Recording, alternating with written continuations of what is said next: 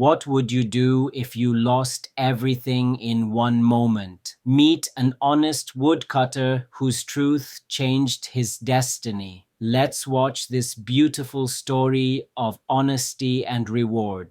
Story 15. The Honest Woodcutter, Level 1. Long ago, in a small and quiet village, there lived a simple woodcutter named Ramu. He was poor, but he was known for his honesty. Every morning, he went to the nearby forest with his old axe to cut wood. This wood helped him earn money to buy food for his family. One day, Ramu went to the forest as usual. When he reached the riverbank, he decided to cut wood from a big tree.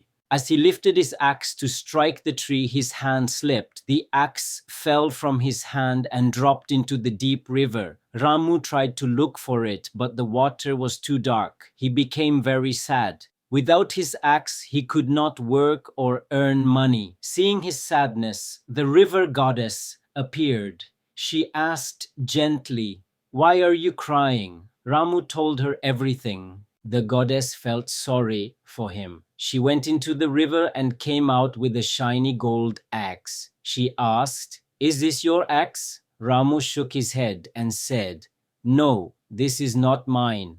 The goddess went back into the water and returned with a silver axe. She asked again, "Is this your axe?" Ramu said politely, "No, this is not mine either." Finally, the goddess brought Ramu's old iron axe. His eyes lit up and he said happily, "Yes, this is my axe." The goddess smiled and said, "You are an honest man because you told the truth. You may keep all three axes, gold, silver, and iron." Ramu felt very grateful. He thanked the goddess and went home. His honesty changed his life. He became respected and lived happily. The story teaches us that honesty always brings reward.